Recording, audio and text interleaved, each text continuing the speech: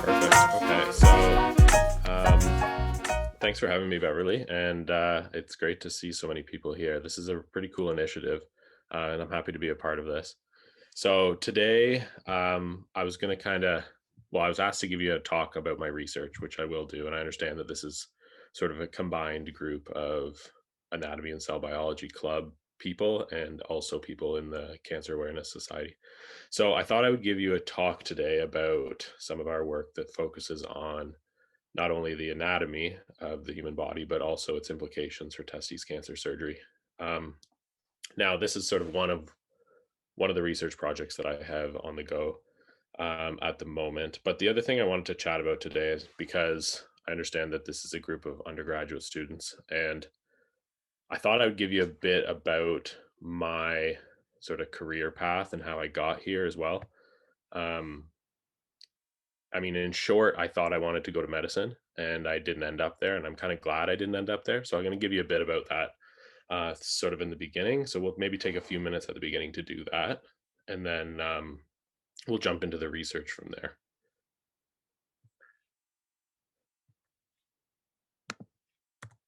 There we go. Okay. So this is me. I have a wife here you can see in the picture, and we just have our a newborn here in the picture on off to the right here. So this is our little baby Madeline. We just actually she's only 4 weeks old, so she's you might hear her cry in the background during this talk. Um, and apart from that, I kind of hang out with my dogs, which you see on the left here. So I got Piper in the front, the Rottweiler, and then Odie, the bulldog, in the background. So they keep us busy.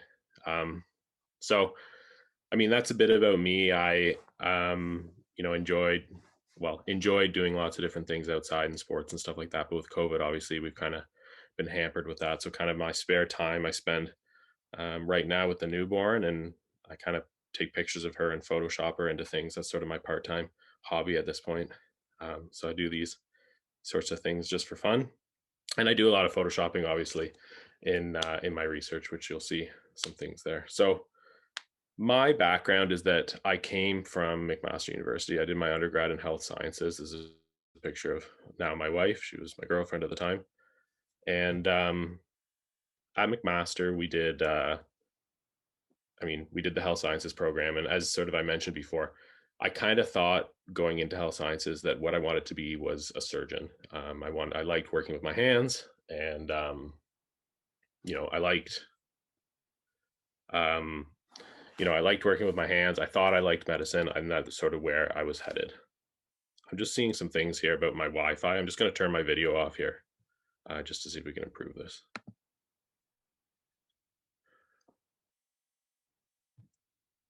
Okay. So, um, so in health sciences, I mean, you guys might have heard about that program. I'm not going to lie. Pretty much everybody in that program wants to go to medicine.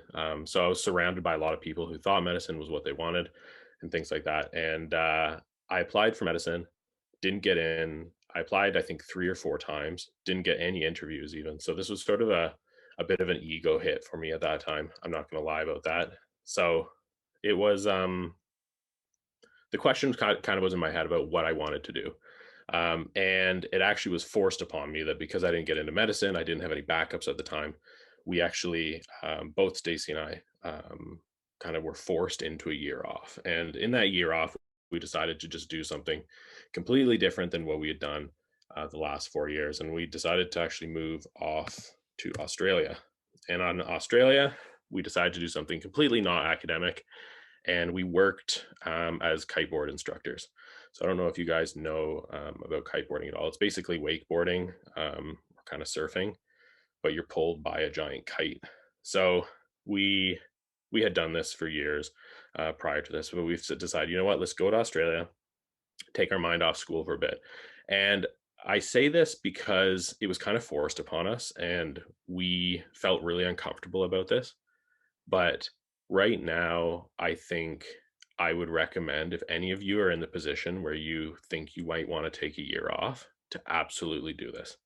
Because this year off for me was really a time where I got to learn a little bit more about what I actually enjoyed about academia and what I actually wanted in sort of work-life balance and things like that. So while this kind of seemed like I went off to Australia to teach surfing to people, it was really a time for me to sort of self-reflect. And it was really a time where both Stacy and I got to think a lot about what we wanted and also to give our minds a break. So you guys are in the crunch of it right now. And I would say you're probably in one of the busiest times of your life. So Beverly said that I'm busy. I mean, undergrad is wicked busy and you guys are torn in so many different directions. So if you guys get the chance, definitely do this. If you've got a chance to get to take a year off and sort of do your own thing, I highly recommend it. So while I was there, what became apparent to me was that I really enjoyed teaching. So I was teaching kiting at the time, obviously. So it was not academic in any way, but the concept was the same. You were sort of making connections with people. You had that interpersonal relationship with the students, and you really had an opportunity to work with those people. So it wasn't just so much relaying information with them, but it was like that trial and error and seeing them try and mess up and find their gaps and try to fill those gaps in their knowledge to be able to do these things. And that to me was the first time I'd really realized that I'm like, if I go to medicine, I'm not going to be teaching to the capacity that I actually enjoy. Um, so it was after Australia that I decided to pursue a degree at Western here. So this was the Master's in Clinical Anatomy program. If you haven't heard about it, this is actually a course-based master's, um, but gives you about a year of experience into research. And I should point out here that my decision to go into grad school was um, I was a little nervous because I had actually never done any research in my undergrad. I did a thesis, but it was very light in terms of research. So my sort of decision to go into a master's program where I was going to be doing more benchtop research was kind of unnerving for me, but obviously it worked out because I found out that I really enjoyed research in that capacity. The reason why I chose clinical anatomy actually is because there's a heavy focus on teaching. So not only are you learning about how to teach at the university level, but you're also learning high level anatomy and learning how to kind of be an anatomy instructor in this master's. So it was the last month of my master's, and I don't condone this at any point, but this is the last month of my master's. I was presenting some of my work at a conference in San Diego. This guy in the back here is Brian Allman. He was my supervisor at the time, or I guess he was a committee member of mine. And it was at this meeting actually. I think it was like this day or maybe the day or two before or after, where we really had the sit down talk again of what do I want to do. And I had applied back for medicine again at this point. And I had found out, I think a couple weeks earlier, that I didn't get an interview again. So I think I was back in that sort of like rut from undergrad where I had applied and just like not gotten in once again. And I really, if you ask me now, I really don't know why I applied. I think I applied to medicine again because I just didn't know what I was going to do after my master's. And that sort of denied admission was probably the most important sort of turning moment in my decision for career because I was so cynical at that time. I was so mad that I had not got in that I kind of got into this mindset where I was like, screw this. I'm just going to do what I want to do. I'm going to stop doing what I think I need to do in order to get into medicine. I'm going to stop doing volunteer positions that I think is going to get me into a med school. I'm going to stop doing um, you know, projects or extracurriculars that I think is going to help me in a med interview. I'm just going to stop doing all that stuff and I'm going to do what I want to do. And at that time, I was just starting a research project that I wanted to see through. And Brian, my supervisor, basically asked me, he's like, so what do you want to do? And I said, all I want to do is I want to see this project through. I don't care what the capacity is that I do this in, but I want to see this project through. And he said, okay, well, the capacity to be able to do that and still have, work-life balance and things like that, he's like, the best option for you would be to do a PhD. So I entered my PhD. Actually, we fast tracked the application and everything and, you know, things like that And eventually it turned out it was actually a week later I started my PhD. So again, I had started my PhD not to have a PhD, not to get a degree related to anatomy at the terminal level. It was simply to be able to have the space and time to keep doing what I wanted to be doing, which happened to be a research project at that point. Now, I'll tell you, it wasn't, it could have been in the capacity of a research assistant. It could have been in the capacity as a, research tech or something like that, where there was a paid position, but those sort of didn't pan out. And at this point, the option for me to still have a bit of money and get paid, which you get paid in grad school, if anybody doesn't know that, it's pretty sweet. Um, but if to get a bit of money to still survive and keep doing what I was doing was to do a PhD. So that was sort of my transition there. And I say this because I think as over the years that I've sort of gone through my PhD, and now I've been as an assistant professor in the department now for 3 years, I've come across a number of students that have kind of been in a similar mindset. So I share that story with you guys in case any of you are sort of in that mindset and thinking about medicine, but not really sure or certain on medicine, and sort of my approach to that. And as you'll see through this presentation, I've really grown a liking for research. And I'll remind you again that I came into grad school with actually zero research experience. So the fact that you guys are sitting in a research seminar right now, learning a little bit about about research, is already miles ahead of what I was doing in undergrad. So I think this is great that you're here and broadening your perspective in this way. The other neat thing was that that happened that's helped informed my decision and really know that I'm happy with where I am and not didn't make a mistake by kind of abandoning medicine and taking down this research route on a whim of I want to just do what I want to do in the moment. Was that my wife actually did get into medical school, and I was able to watch her go through med school and go through residency, and now I see her practicing now. So med school is a tricky one, right? You can't see, you don't know what it's like to be a doctor unless you're a doctor. I mean, there's ethics around that. You can't just do stuff because you want to try it, right? You have to be trained to do that, and you don't get to try that until you've been trained. So it's kind of a huge investment to jump into. And for me, it was an absolute godsend that I didn't get in because I'm realizing now that medicine would have been a bad fit for me.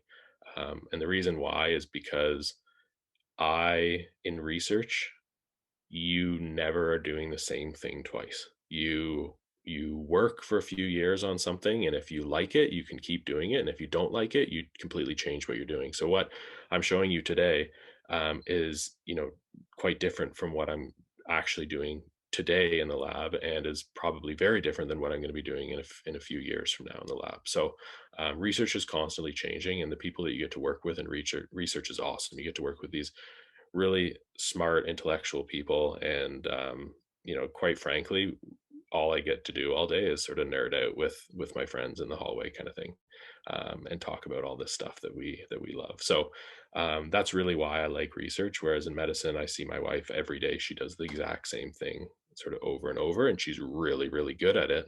But that's sort of the definition of being a professional, is that you get trained to do something really well, and then you do that for the rest of your job or the rest of your career.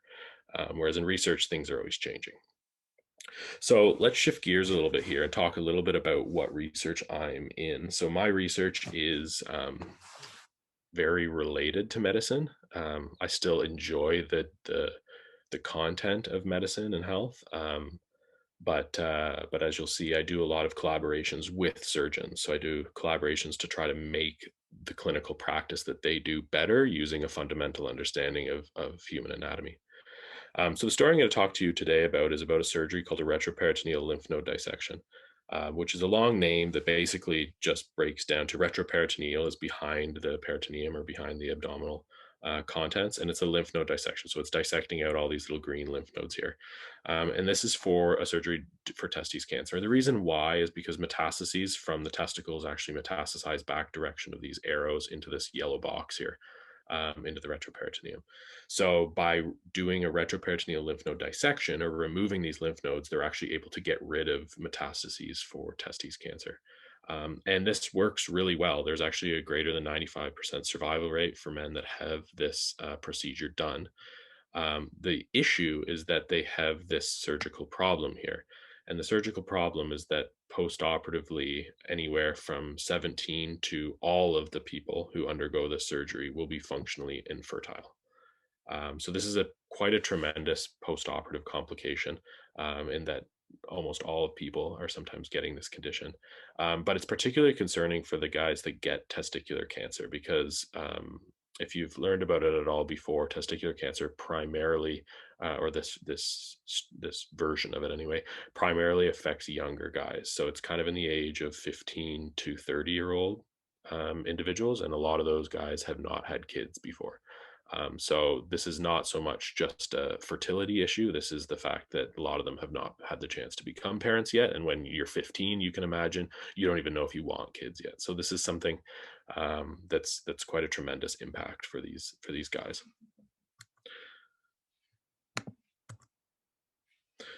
So why does this happen? Well, it happens because the surgeons, when they're doing this lymph node dissection, damage a set of nerves that are in the same area as this sort of yellow box here.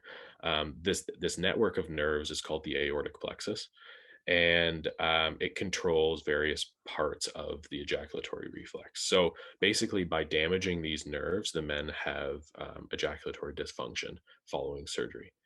The issue is they don't know where any of those nerves are, or they didn't know at the time that I started this work. So they didn't know where any of these nerves were. So in our first study, what we did is we used human cadavers, and we did these really fine dissections to characterize where these nerves are. And the picture that I'm showing you here is the result of that study.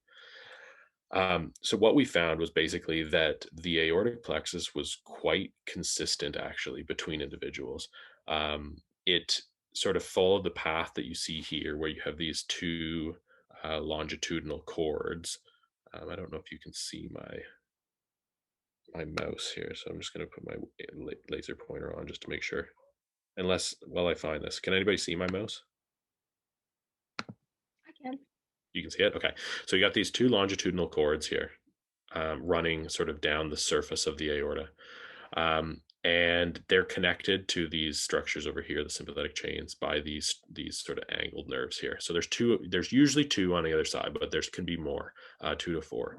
And the important part here is that these are organized where these join the cords here. They have these ganglion, and ganglia are collections of neuron cell bodies. So this is where neurons would be coming and synapsing with other neurons to continue down to these chains. So these are not insignificant connections here. These fact that these are ganglia at each of these intersections means that there's some major relay points happening here to these nerves that are continuing down the aorta. So this study we did to sort of confirm that there was these were in fact ganglia. We did this with histology. So we did the dissections in the human cadavers. We pulled out what we thought was these ganglia, and we did some H&E staining on them here. So for those of you who are not so familiar with histology, basically what we're looking at here is for these giant sort of owl eye looking structures here. These are indications that these are neuron cell bodies, and in fact, these are ganglia. So you can see there's lots of them there, and then we see them here. And in fact, the thing that was really intriguing to us was actually this fourth ganglion here, the prehypogastric ganglion. So there hadn't been too many studies sort of describing these nerves. The one that did exist basically said that this structure was incomprehensibly variable. So we kind of debunked that. It's not incomprehensibly variable. It's actually quite predictable, and it's organized as we showed you in the previous slide. Um, the other thing that they said is that there's a couple studies that indicated there was these things called spermatic ganglia related to the testicular arteries here, and there was this inferior mesenteric ganglia, which is sort of the one you always see in textbooks here. But what was never described is the fact that there was actually 4 of these, and this one over here was actually one that had never been described before, the prehypogastric ganglion. So we actually were able to got the chance to name that, which was pretty cool. So we named this structure that we found here, and we named it the prehypogastric just because it was before this structure here, which is the hypogastric plexus. So it seems to be a major relay in relating to fibers that are descending down into the pelvis. And this is particularly intriguing for us because this is in the very area where surgeons are sort of tasked with resecting these nerves. but it's also in the very area that's relaying nerves down into the pelvis, which is ultimately going to be where the nerves are going to control the structures involved with male fertility. So this was all done in males. I kind of told you. So at this time, it was kind of intriguing to us that we were like, you know what? I wonder if this is also something that exists in females. So we did another study just to see, because this is the first time this had actually been described. We did another study in females here. And sure enough, we found the organization in females and the presence of these ganglia were all exactly the same. So we saw a ton of consistency in females as well. So this was pretty exciting that this structure that we found, the prehypogastric ganglion, was actually something that's present in everybody. And not to mention that the organization of this plexus was consistent for females as well. Now, the histology that we're showing you here is very similar to the previous slide. You're looking for these big blobs here, the big brown blobs. This is the only difference is that this is a immunohistochemical stain. So we're staining for a specific protein, and the protein in this one that we're looking for is tyrosine hydroxylase, which is a enzyme that's used in catecholamine synthesis. So by seeing the presence of tyrosine hydroxylase, it's basically confirming that the neurons that we see there are sympathetic neurons specifically, which checks out because it's the sympathetic neurons that are damaged in this sort of ejaculatory dysfunction issue for males. So what do we have at this point? So at this point, we pretty much know that the organization is conserved across humans, so both males and females.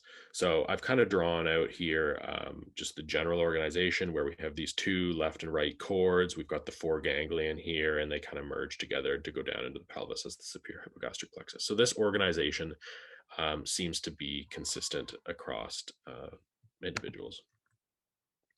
So the question then became, is it possible to landmark the position of these nerves and ganglia from a surgical perspective? And if it is it possible to landmark them based off things like the great vessels or other vascular branches? So we followed up with this study and actually did a measurement where we took measurements of specifically this point and this point from each of the lumbar splanchnids, so each of these little angled nerves here, from a number of specimens, and we plotted them on a graph like this. And so what you can see here overlaid of the aorta is where all these lumbar splanchnic nerves could be, depending on the specimen that you're looking at. And as you can see, there's a lot of variability in their position. But what we found is that actually, when you average this all out, the position of these splanchnic nerves are always above the inferior mesenteric artery here, or at least these ones up, the infrarenal ones up here. These yellow ones down here were kind of unique in the sense that we actually found specific lumbar splanchnic nerves that would go behind the aorta. So we call those retroaortic lumbar splanchnic nerves. So again, this was something that had never been described before, and we were looking at a number of nerves here that were specifically going behind the aorta. Everybody up until this point had really believed that all these nerves went on top of the aorta and none of them went behind. So this was something that was a bit intriguing. This here is a picture of those retroaortic nerves, just to give you some context. So what we're looking at here is an angled view. So imagine your eyes here, and you're kind of looking at an angle at the aorta and the common iliac artery here. So here's the aorta, and here's the common iliac artery right here.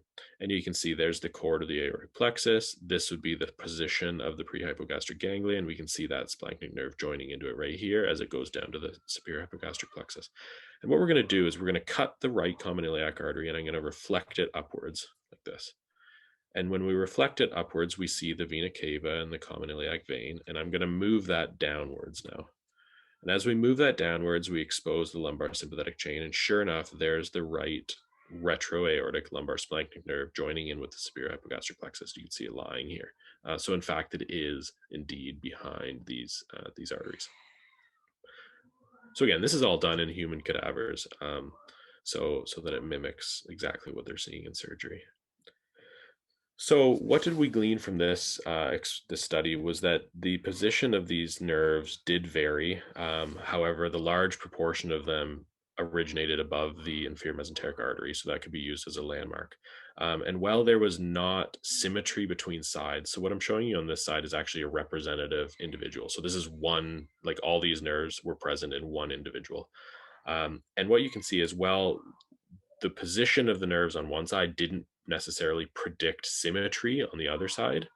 What was consistent was the angle of these nerves. So the angle of the nerves were always in parallel to one another, whether it was on the right, and then even though they were in different positions on the left, you could see that they were still running in parallel to one another. So the question then became, we kind of know what the anatomy is, we kind of know where we expect to find them, but how do we actually spare these nerves during the retroperitoneal lymph node dissection for testes cancer? What are the relationships to the neurovasculature? And before I get into this, I just want to give you a bit of a context of how the surgeons are doing this lymph node resection. Because remember, the whole point of the surgery is to get rid of the lymph nodes that have cancer in them, right? But also sparing and preserving these nerves that are sort of intimately twined. So this is a cross-sectional image here of how to actually mobilize the IVC and the aorta during the RPL&D surgery. And what they do is they actually cut the vessels off the back of them and lift the aorta and the IVC up so that they can scoop all this fatty tissue filled with lymph nodes out from underneath. Okay. So spatially, this is kind of a difficult thing to imagine, but they have to imagine this as that these great vessels are a um, surrounded in like a block of fat that contains lymph nodes. And to be safe, the surgeons remove that whole block of fat in one piece so that they're not leaving any cancer behind.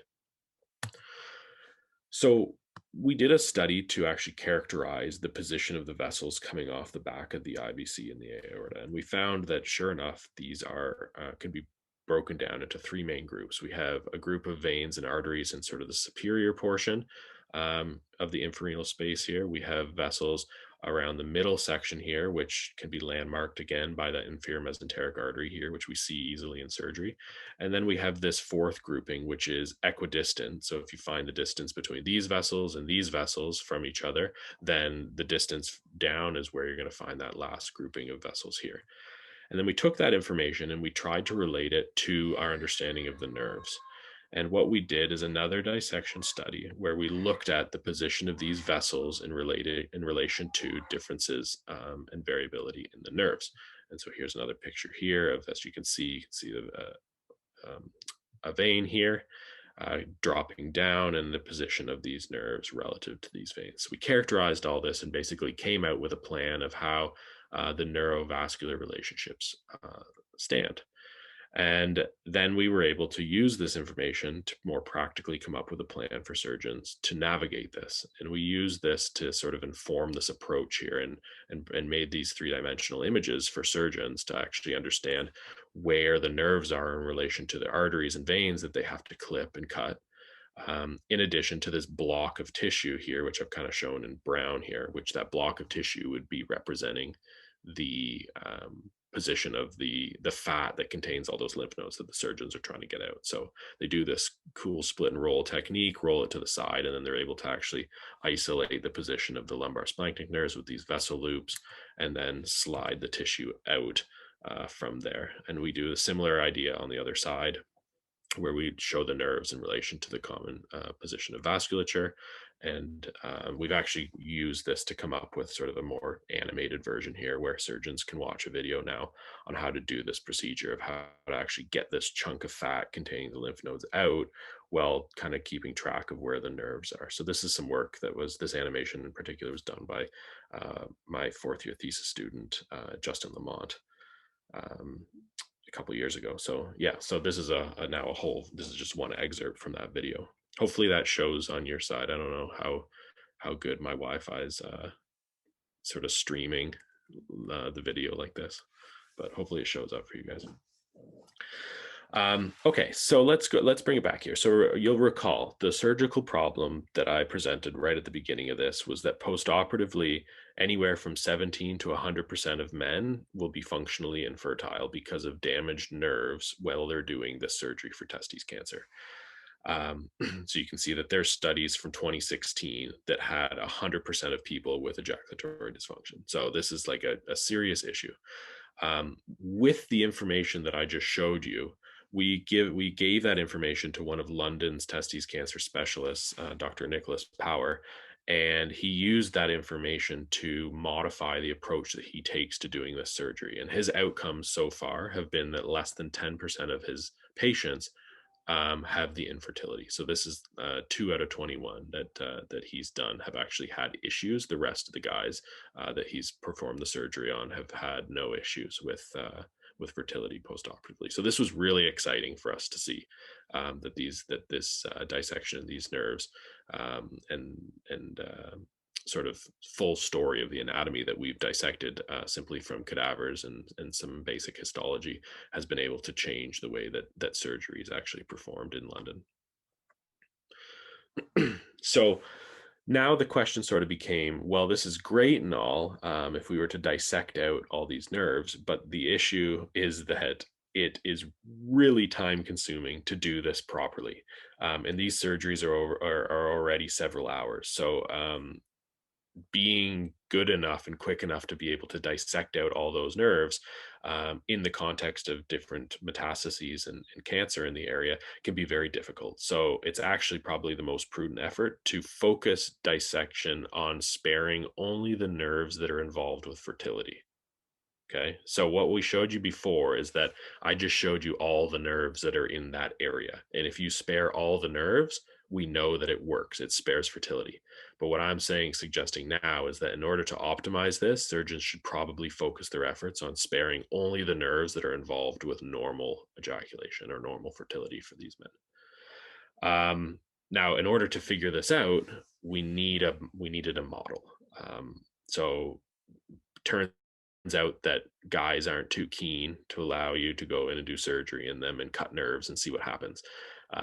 So obviously that's not ethical either. So we needed an animal model, and we needed an animal model that represented or had similar anatomy to what we saw in the humans here. So I started small because small is generally cheaper and easier to get a hold of. And we went to rats, and rats didn't work. Their anatomy was too simple. It actually, this whole plexus was simplified to a single nerve. Same thing was happening with cats. We were going to try dogs, and then it actually turned out that they were harder to kind of get a hold of. So we moved on to pigs. And it turns out that pigs actually have a very similar aortic plexus to that of humans. So this is the anatomy of what we found when we did this dissection study on pigs. They have a very elongated abdominal aorta, and the plexus is definitely elongated. In fact, they actually have a few more ganglia than us. But generally speaking, they still have the prehypogastric ganglion. We can see all those cell bodies there, same as we had in the human. And there's still a gap between the prehypogastric ganglion and the actual inferior mesenteric ganglia, suggesting that these are two distinct ganglion in the pig and not just one giant close one here. So this image here is just showing you that there's not those big nuclei of neurons there, indicating that this is just a nerve connecting these two ganglia. So essentially, what I'm showing you here is you should be able to see some similarities in morphology between the sort of inferior portion of the pig's aortic plexus and what we see in humans. So the structural morphology was there, which was pretty exciting that we now had a model that was anatomically similar to that of humans that we could do this functional experiments on, trying to figure out which of these nerves are actually involved with ejaculation. So before I jump into this, I wanted to give you a bit of a background on how this reflex actually works. So essentially, we have afferent stimulation, which can be from a number of different sources, and I'll let your minds figure out what that sources can be.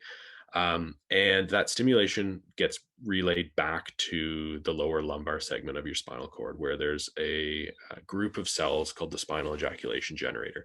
And basically, when there's a summation of afferent signals into this area, it then triggers at the sort of point of no return. It triggers an outflow of innervation that actually produces the ejaculatory reflex, and much of that information goes up to the sympathetic nuclei in the higher lumbar region, and then relays out to the aortic plexus, and then down through the aortic plexus into the pelvis to the organs involved. Now, the organs that are involved, which might sound surprising to you, that is actually the main one that becomes the problem here, is actually the bladder neck. So the very base of the bladder here, during ejaculation, will contract and close off. And the reason why it does that is to prevent a condition called retrograde ejaculation. So during ejaculation, the semen gets loaded into the prostatic urethra and then gets expelled through the penile urethra.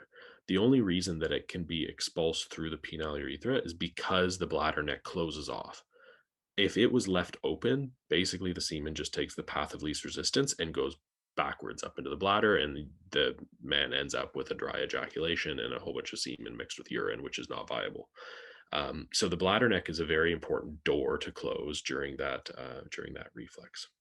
And that's exactly what these nerves are doing. They're coming down here and innervating the bladder neck to cause a contraction. So we sort of proposed a study where we wanted to basically induce the ejaculatory reflex and cut various nerves in the aortic plexus and see which one stops the bladder neck from being able to control. Seemed like a pretty normal, straightforward study, right?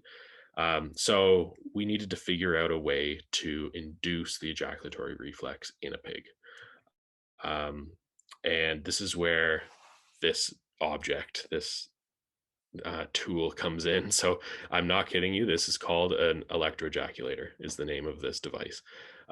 It's made by a company called Dalzell Medical in the States, and it's called specifically the Seeger electroejaculator because it's developed by this gentleman here, Dr. Steven Seeger.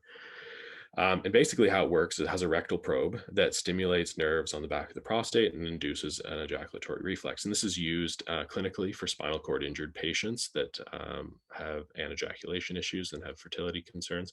And it's also used with animals. So we thought this would be great. It would be a way that we could do this in pigs. So I actually called Steven Seeger up and I said to him, I said, we have this study that we're planning to do on pigs. Do you think that this device would work for us? And he said, I think it would work great. I've done this in pandas. I've done it on dolphins. I've done it on elephants and tigers and wolves and gorillas and horses. And I've had successful semen retrieval in all of these species. But I will tell you, I've actually never done it in a pig. And he's like, but based off my success on all these other animals that he basically goes around to different zoos to get semen samples for, he's like, I think this should work. And just as an aside, the reason he does this is actually for a lot of the time it's for endangered species. So species that they or for certain species that are endangered, if they're in captivity, sometimes they need to be kept apart for different reasons, diseases or aggressiveness or things like that. But they still want to be able to do artificial insemination, things like that. So they need to be able to get semen samples from these animals. So he's made a whole career out of this. And he said, well, I'm willing to come down to London. I'll fly up to London and give you sort of a walkthrough on how to do this. And maybe we can actually try it on some pigs so that we can see if this would work for you. So we did that exact thing. So we invited him down to one of our pig surgeries, and here he is, where we actually employed the electroejaculator on pigs to see if this would work. The pigs are really, really neat, very friendly. They're kind of like dogs.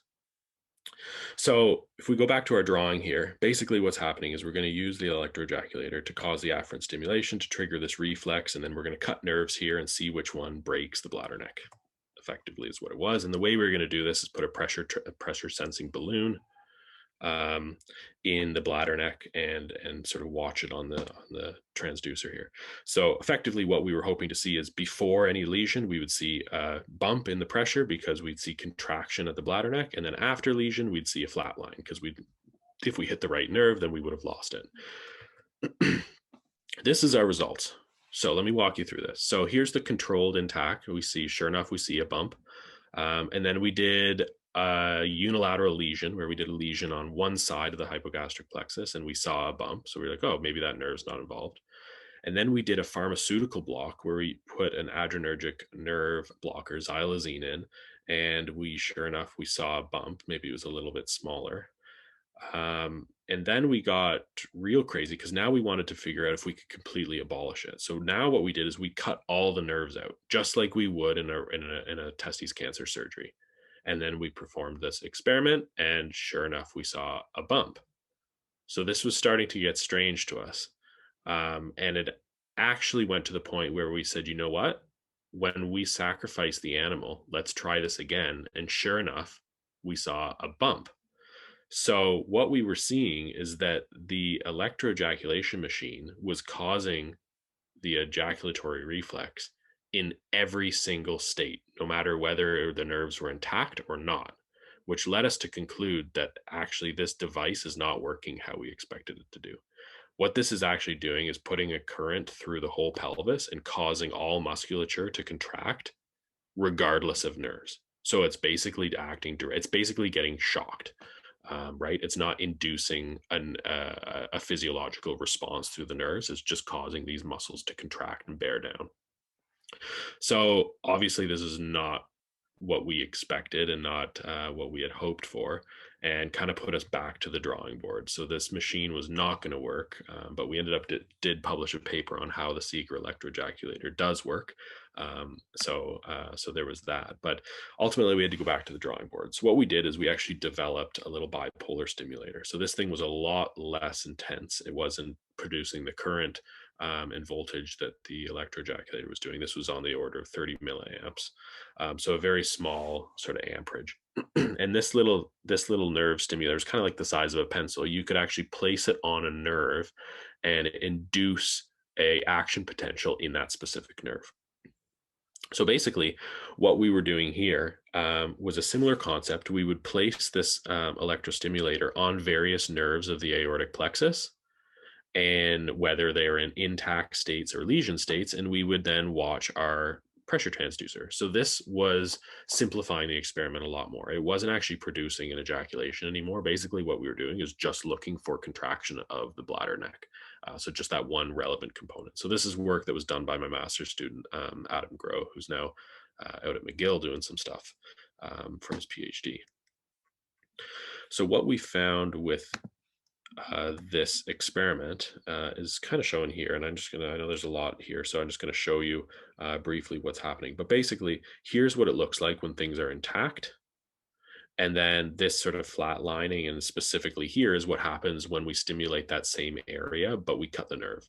So we are seeing that loss in function when we do cut relevant nerves, which is something we weren't seeing with the Seeger machine. So this is definitely working a lot better for us. And this, in fact, actually, the results of this study actually showed that not only is the hypogastric plexus involved with the nerves controlling the bladder neck, but specifically it was the lowest of the lowest lumbar splanchnic nerves. So specifically this one and this one here that was involved in the ejaculatory reflex, and that these nerves up top here weren't actually involved. So they could probably be removed without too much of an issue. But the question still remained, this was ultimately this was done in a pig, right? So the lower lumbar splanchnic nerves are the most important in a pig, but does that translate to a human? Is this something that we can hang our hats on and tell surgeons that they can destroy all the nerves up here because these are the only ones that matter for fertility? So we're still working on that a little bit right now, but some work back of Justin Lamont, so this was his thesis work, was actually looking at if the functional organization of neurons within the ganglia of the prehypogastric ganglion and inferior mesenteric ganglion here, if those neurons were organized in such a way that made sense and aligned with the functional outcomes that we saw in the pigs. And what he found was that neurons that were descending down into the hypogastric plexus here were preferentially and most commonly connected with lumbar splanchnic nerves that were coming from the lowest lumbar splanchnic nerve here. And in fact, there wasn't too many nerves from the upper part of the plexus descending down into the hypogastric plexus. So these are not perfect functional translations, but it's definitely telling us that our hypothesis is correct. The humans do share sort of a similar organization there, and that it's likely that these lower lumbar splanchnic nerves are the key to preserving fertility in men with testes cancer.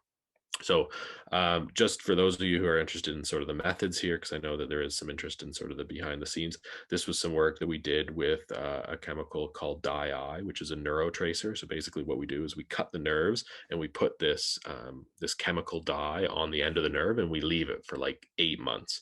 And that chemical dye is a lipophilic chemical, and that chemical will diffuse retrogradely, diffuse through the plasma membrane of the axon.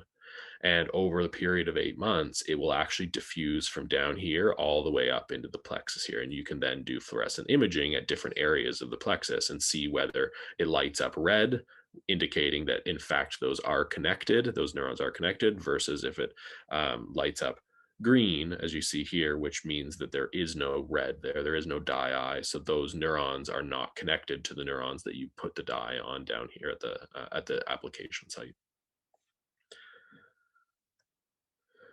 So that is, let me just check my time here. Yeah, okay. So I'll go quickly here and wrap up so we can have some questions. So that was essentially sort of the wrap up of my story related to the aortic plexus in humans and the relationships to testes cancer surgery and the work that we've been doing there. But my lab also has interest in sort of using anatomy as a fundamental building block and understanding of different surgeries in a number of different disciplines. So this is some work that I do with orthopedics, where we do different approaches to total knee replacements. So this is work that was done by Jose and my collaborator, Dr. Brent Lanting. Where basically we use cadavers to model novel approaches to knee surgery. As you can see here, we're looking at different things like incision and exposure and just how the knee actually looks during the surgery before they try this out in patients. And this surgery is actually being done in patients now. I've got this was some work done last year by my master's student Kate Marshall, who uh, worked with a couple of surgeons related to penile cancer surgery, and specifically what she was doing was mapping out the position of lymph nodes. So all these little colored dots here that you see are lymph nodes in the inguinal region of the leg. And specifically, what she was doing is mapping out the lymph nodes so that we knew exactly where sort of the zone was that surgeons had to do a resection in order to sort of prevent metastases for penile cancer. So very similar to the lymph node dissection that we saw in the deep abdomen for testes cancer. This is a lymph node dissection that's actually done in the leg for penile cancer, and it was just sort of mapping out where those lymph nodes actually are in relation to the femoral vessels and sartorius, which is the muscle here. And I guess the last thing I wanted to say is that research is only actually 20% of my actual contract at Western. So I'm considered what's called a teaching intensive faculty. So actually 70% of my time I spend teaching. So this video that you're seeing here is an animation that was done by Justin Lamont. And we made this was actually a virtual reality experience where we made a thing for dentistry where where we're able to walk through in VR through the skull. So what you're seeing here is different spaces of the skull, and my hands you can see at the bottom off and on here. So this was the first time we'd ever seen a virtual reality basically tutorial, where we could walk through and look at the anatomy of these nerves from the inside out. So this was, I kind of joke around that this is a magic school bus experience, because we shrink ourselves down and then we're walking through the labyrinths of the skull right now. So we're looking like the nerve that's in front of our faces here is like the size of a thread. So, but we're actually walking around, which is pretty cool. So if you guys want to check this out, take a screenshot of the URL at the top corner here and type it into YouTube. This VR video is actually posted in YouTube. So you guys, if you've got a headset at home, you don't even need a headset. You can watch it on your computer. But if you've got a headset, you can throw your headset on and actually look around in real time while I'm walking through and giving this tutorial. So it's not research, but it's just some fun stuff that we get up to related to being a prof. Like being a prof is a pretty sweet job, and you get to do a lot of different things. So Magic School Bus VR experiences is what I'm doing right now in sort of the spare time. I'm also the director of the summer surgery school. So this is a interdisciplinary program that we run in the summer, usually when there's not COVID, for nursing students and for medical students. And the purpose of this is to actually expose them to life as a surgeon, where we do a 4-day boot camp, basically, teaching them or giving them exposure into what it's like to be a surgeon, before they actually have to commit to a residency, a 5-year residency program in surgery. So it's a lot of fun. The students get a lot of exposure in that way, and it's full on. Like they get scrubbed up and gowned up, and we do mock surgeries on cadavers and things like that.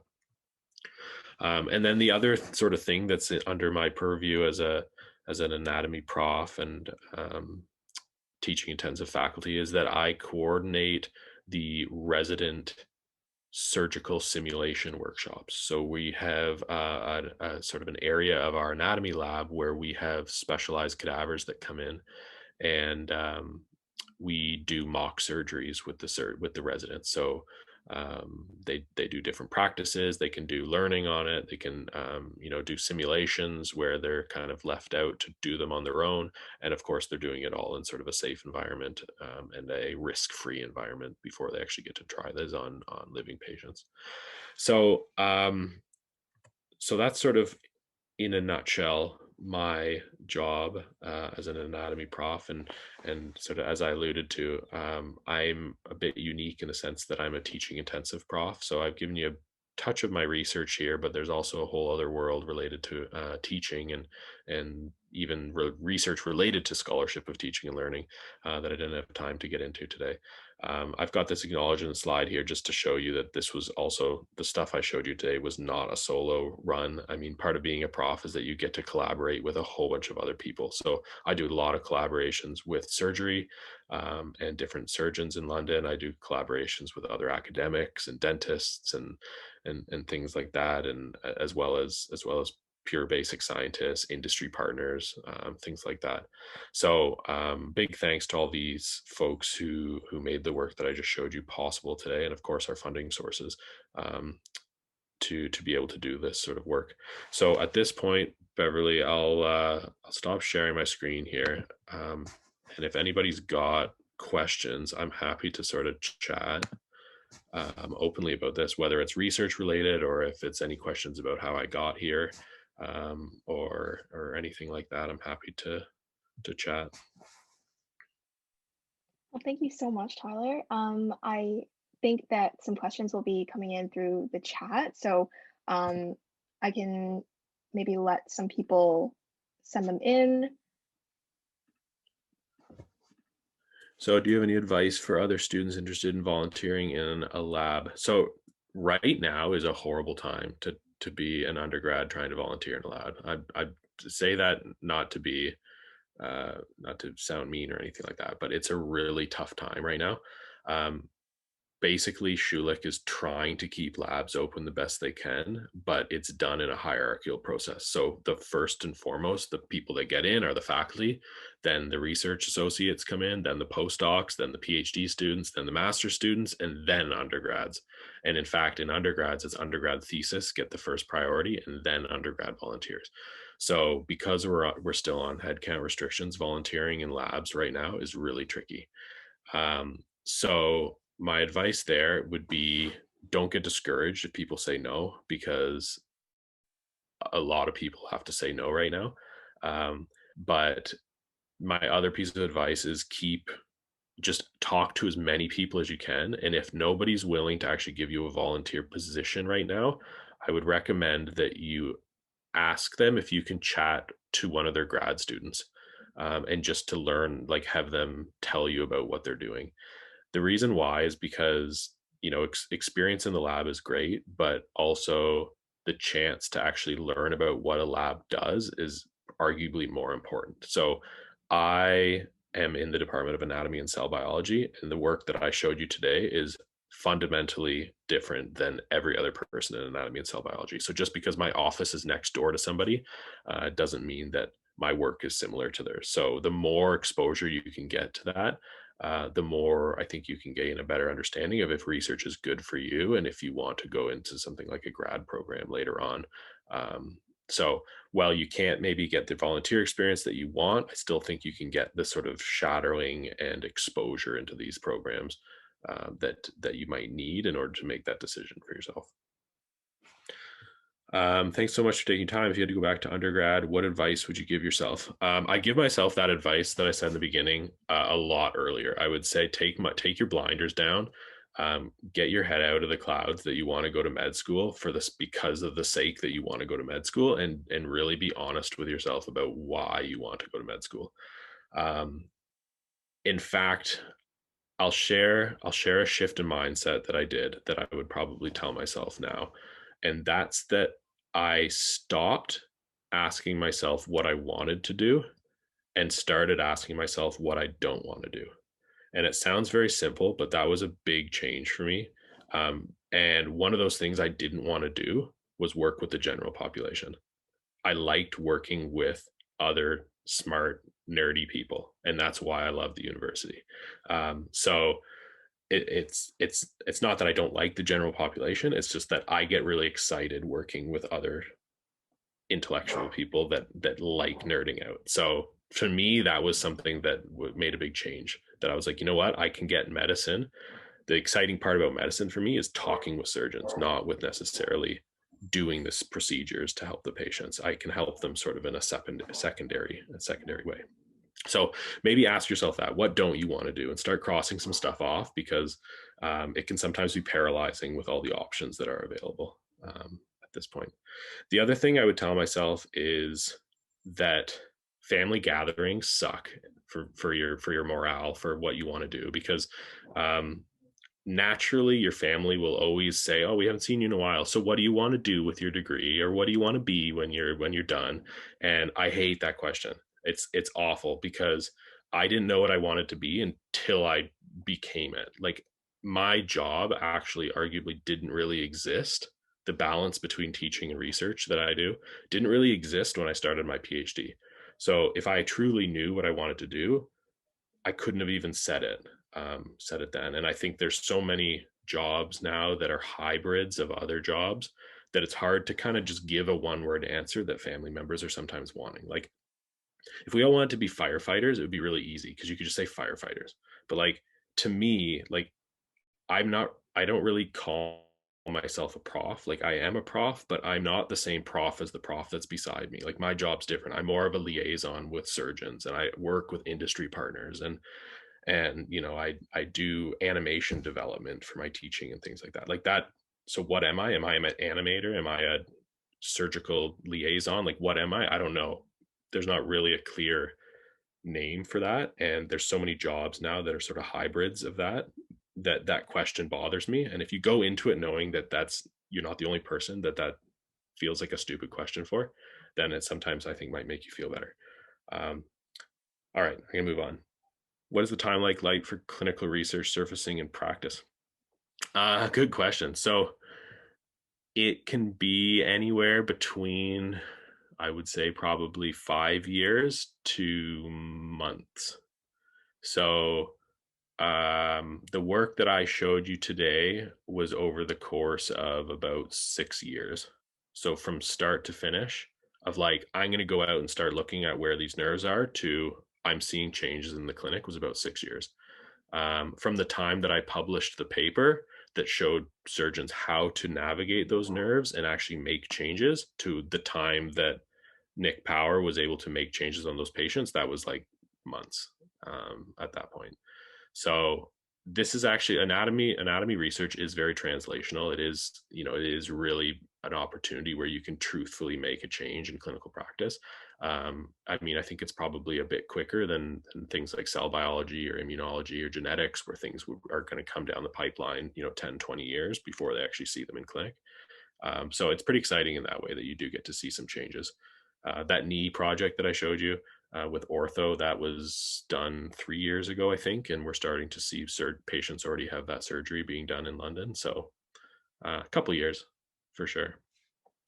I'm interested in the surgical boot camp you mentioned. Could you briefly mention more about that and when someone might be able to get involved? Okay, so that summer surgery school, yeah, so it's an awesome opportunity. We do it in collaboration with Fanshawe, actually. Now it's it's tough, because it's sort of directed specifically to people who are already on the pipeline to go to be in the OR.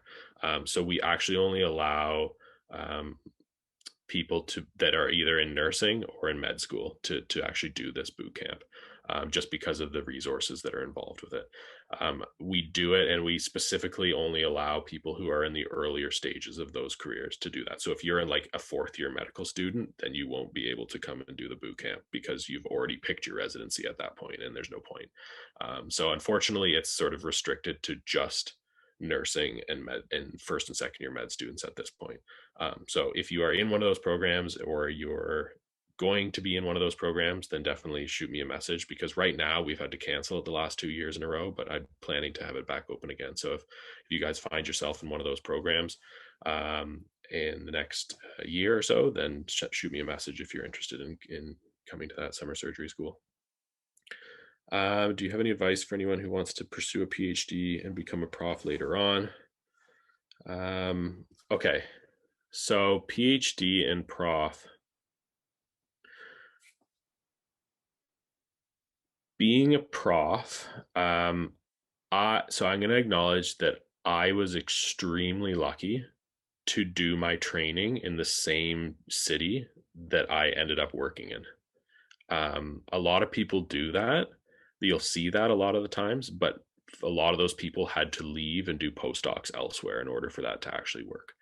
So I would say, if I was doing this again and giving myself own advice, is I would say don't put your eggs in one basket. It worked out for me, but it was like I was so lucky that this did work out, that there was somebody who retired at the exact time that I was looking for a job, and that I think there was like 100 people who applied for the job. So it's not like it's not an easy thing to get a prof job these days. So be flexible on where you would like to go. A lot of people from our programs that want to stay into prof positions will actually go down to the States and work for a few years. So it's a bit easier to get prof positions in the States. They'll work there for 5 years or something, then come back to Canada when a position opens. The other thing is to consider the difference between a tenure track position and what's called a limited term position. So I'm actually a limited term prof, which means every 5 years I'm up on the chopping block of whether my job still exists. So I don't have the security that a tenure track prof has, but I actually wanted that because with giving up security, you actually have more freedom in what your job looks like. So I mentioned I'm teaching intensive. I have 70% of my workload is teaching. A tenure track prof typically would not have that much teaching. So tenure track profs are usually 40% research, 40% teaching, 20% service. I have a 70% teaching. So I was able to negotiate more teaching because that's what I really enjoyed doing, and less research and less service as a result. So I like the limited term position for the flexibility of it, but some people don't like it, obviously, for the job security. Tenure track profs are definitely more secure. So advice: be ready to leave to get a position in your early stage. Um, Expect to do 2 postdocs is another thing. So expect to do about 3 years, 3 or 4 years of postdocing after your PhD if you want to be a tenure track prof with a research intensive lab. It's pretty standard to do 2 postdocs now. So yeah, expect that, because it doesn't. Sometimes that can sneak up on you. Would you go over the states for med and dental school? What do you mean by what's this last question here? Do you mean like the state that the med and dental school are in right now? No, like sorry, I mean like for United States, if you had a chance, if you got picked in med school or dental school in the United States, do you recommend going there and coming? Oh, I see. United States. Okay, Yeah, gotcha. sorry. Capital S states. Okay. That's a good question. So I think the state schools are great if that's what you want to do. I think if you want to go to med school and that's your only option, then I think it's a good option. I think no, like, do your reading though in terms of what it's like to come back. So again, I'm not in med school, but I have lots of colleagues that went through med school that I've kept in touch with. I'll tell you, I'll tell you one colleague of mine, simply because I think this is sort of something more people encounter than they're willing to advertise. But I had one colleague who was just like me, blinders up, need to go to med, um, and ended up going to med school in Ireland, and was top of their class. Like, they were a phenomenal student. They did really, really well. But after their 4 years of med school was like, I hate clinical practice. Like, this is awful. I don't want to do this. and ended up not doing residency. So they have their MD, but they're not licensed to practice because they didn't do residency anywhere. And there's a lot of debt associated with going overseas to do med school. So to put this into perspective, like a year of tuition for a med student in Canada, I think is about 80 to 90 grand is what it costs the school per student. Now you only pay as a med student, you only pay about 20 or 25,000 because you're of your domestic student fees, and the government basically covers the rest of that. If you go overseas or if you go across the border, you're on the hook for the full amount. So just be aware that you are going into a huge amount of investment if you do go overseas. That said, you can always pay it back. Like as a physician, you make good money, so you can always pay it back. But it is a big investment, right? Like I know people with several $100,000 of tuition debt just from going overseas. Um, so I wouldn't do it personally, but that's not to say you shouldn't do it. But then again, I also know that I don't like med school anymore, so I'd also probably biased in that way. Oh, the service in the teaching research service. Okay, so yeah, let me back up there. So every prof's contract is broken down into three components: teaching, research, service. So teaching is exactly what you'd expect. It's teaching, lectures and things like that, labs. Um, there's research, which is specifically the research productivity that you do, which is like grant writing and manuscript productions and things like that. Um, Supervising a master's student actually falls under the purview of teaching. So even though they're doing research, it actually falls under teaching. Service is anything outside of that. So as a prof, you're encouraged to do extracurricular things, which is really cool. Actually, it's one of few jobs where people pay you to actually just do cool stuff for fun. So, for example, me developing that VR model of the skull that I can now take students on a walkthrough of a human skull. That took a tremendous amount of me learning how to make 3D models in virtual reality. All that learning and all that sort of like it's kind of research, but not really. But all that research falls under service. If I serve on any committees, so if I'm doing grant reviews or if I'm doing peer review, manuscript reviews, things like that, that's all falling under service. Um, Summer surgery school, so being the director of that summer surgery school, that's not a curricular event that students aren't required to attend summer surgery school. So that's like a boot camp that I'm just making because I think it's important that the students have that available to them. That falls under service. So it's a portion of your contract that allows you to kind of just do stuff that you're interested in outside of your standard teaching and research. It's pretty cool, actually. Not a silly question either. I learned what that was when I was in my PhD. Is a postdoc just more research after your PhD? Effectively, yes. So you do a PhD, which is supposed to take 4 to 5 years. It can take anywhere from 3 to 7, depending on just your project. So if you guys are unfamiliar, PhDs are based on productivity. So you have to have 3 publishable units to have a PhD. So 3 publishable units is basically 3 first author papers. Um, so if that takes you 3 years, then you get your PhD in 3 years. If that takes you 7 years, then you get your PhD in 7 years. A postdoc is not a degree, but a dedicated position where you can gain more research experience. Postdocs have a lot more autonomy than a PhD student. So a postdoc is basically a supervisor that lives in the lab. So doing a postdoc, you might take a year or two and just say, hey, I'm going to go work for another lab. And all I'm going to do is try to pump out papers so that I'm more competitive when I go up to to apply for a tenured position or something like that. So it's just an opportunity for you to do more extensive research and be dedicated to getting more papers and grants and things like that under your belt so that you can be a bit more competitive. Um, like I said, you don't get a degree for a postdoc. It's more of like a fellowship. Like it's kind of like I did a postdoc, but I don't have anything to show for it, kind of thing. Other than that, I went and I did this.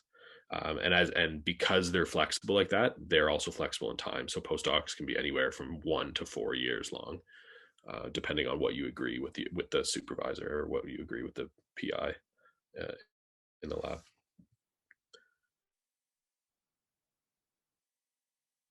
All right. I was wondering what you did during the summers when you were an undergrad. Do you know of any undergrad research opportunities during the summer? Um, I laugh at this because I picked weeds and dug holes in the summer. That's what I did. So my dad had a tree farm. So I grew up on a tree farm. It was near like Barrie area and just north, so like north of Toronto. And the family tree farm was like basically me, my dad, and my neighbor were the like three people that worked on the tree farm.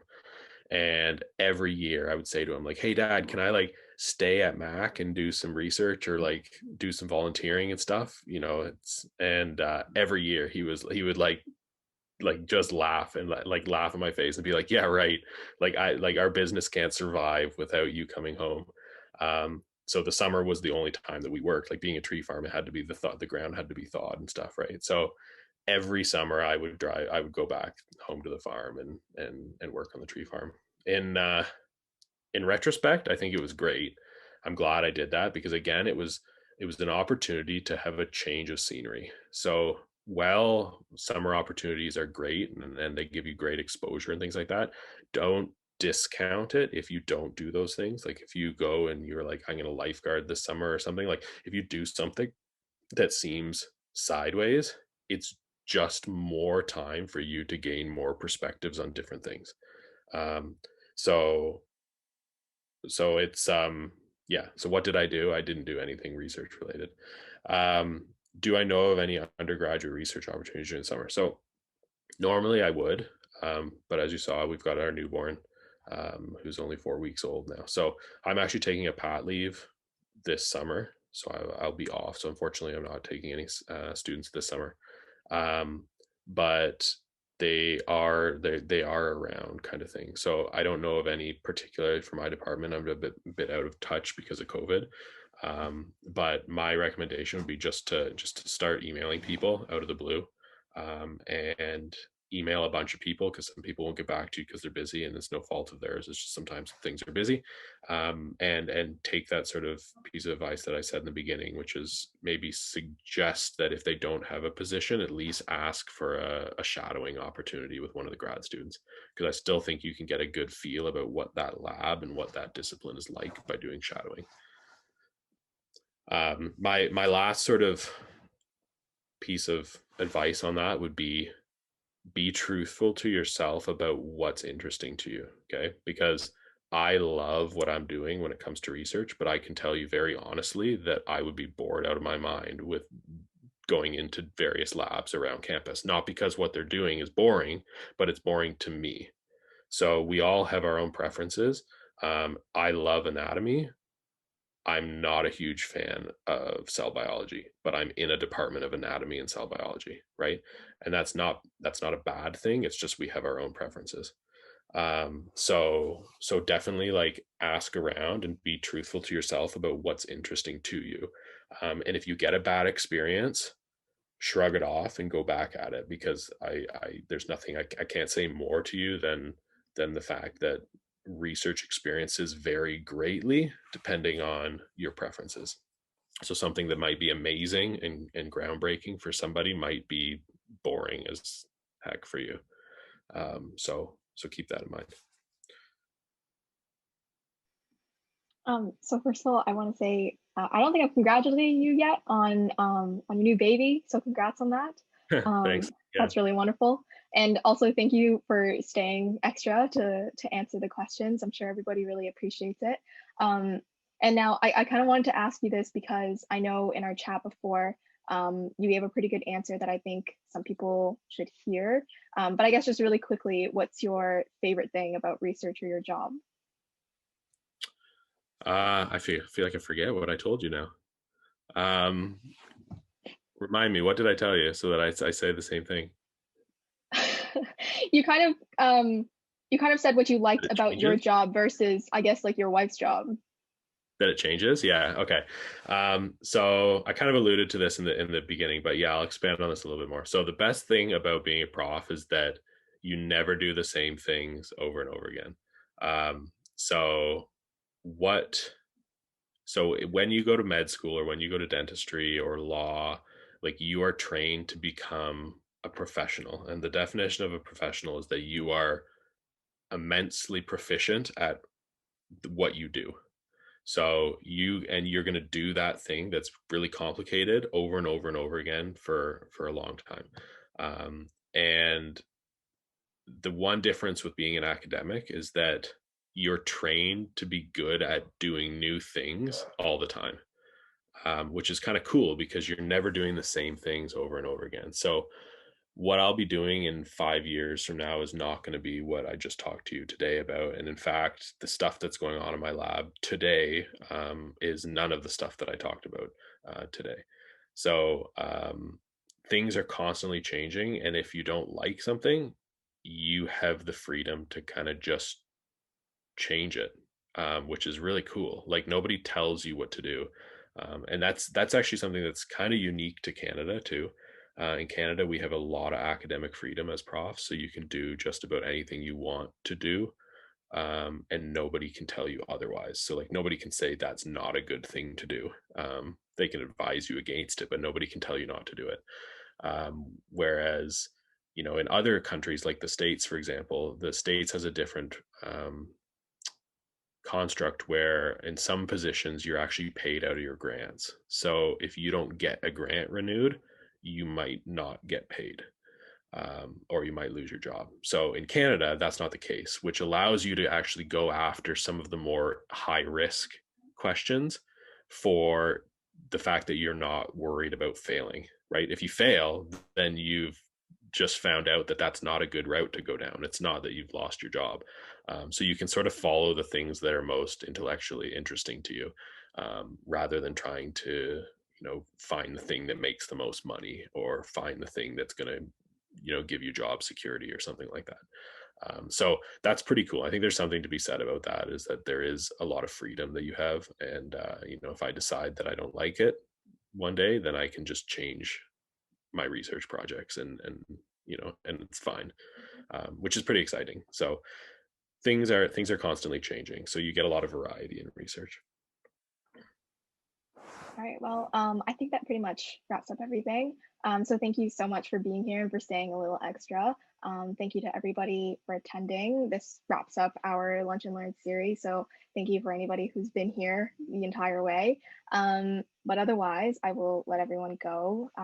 So yeah, thank you so much, Dr. Beveridge. And if they have any other questions, can they, I guess, like email you? And yeah, Absolutely, so yeah.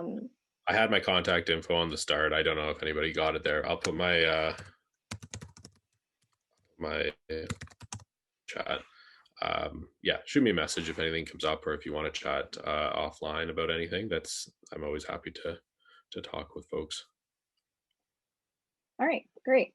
So thank you so much, everyone. Have a wonderful rest of your day then.